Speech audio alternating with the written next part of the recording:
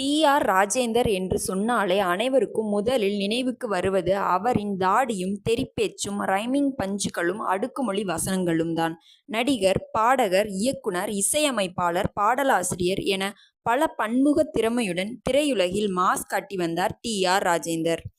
ரஜினியிடம் அவர் கதை சொல்ல சில காரணத்தால் ரஜினி அந்த படத்தில் நடிக்கவில்லை. அதனால் டி.ஆரே ஹீரோவாக நடிக்க முடிவு செய்து டி.ஆர். ராஜேந்தர் என முதலில் நடித்த படம்தான் உயிருள்ளவரை உஷா. உயிருள்ளவரை உஷா படத்தை இந்தி மற்றும் கன்னட மொழியில் ரீமேக் செய்தனர். அந்த மொழிகளிலும் இந்த படம் சூப்பர் ஹிட் அடித்தது. இன்று வரை கிளாசிக் காதல் திரைப்படமாக உயிருள்ளவரை உஷா திரைப்படம் உள்ளது என்றால் மறுக்க முடியாது.